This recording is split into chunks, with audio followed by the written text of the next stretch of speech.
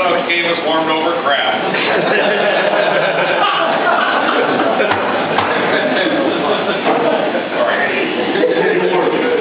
Then deep in my stomach arose such commotion, I sprang from my bunk in one lively motion.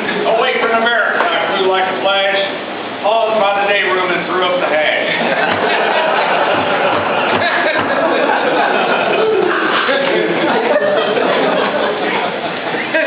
The light of the flares on the moor, dark and dreary, made this year's Christmas Eve a whole lot less cheery. When what to my wondering eyes should be seen but a fat bearded guy to be 17.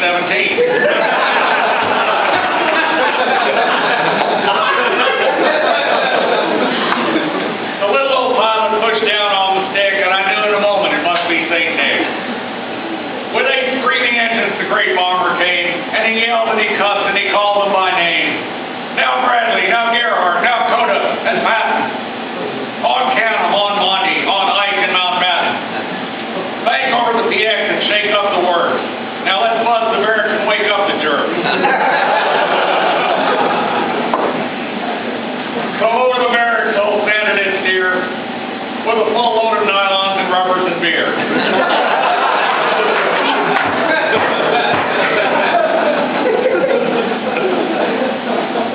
The plane made its pass with great rattles and roars as old Santa switched open the great Bombay doors. I headed for cover and dived for the ditch, but then, bombs away, cried the son of a bitch. The cargo was scattered from Cornwall to Devon, and packs splattered down like manna from heaven. I was covered with mud from my head to my foot, and my clothes were all sopping and covered with soot. But Santa peeked out of the cockpit and smiled, and I showed him my finger and shouted, "Sieg Heil!"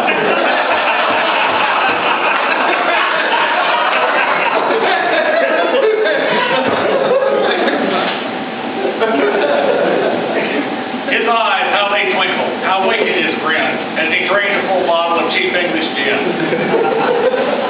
His droll little lips were as dry as a cracker, and the beard on his chin was stained with tobacco.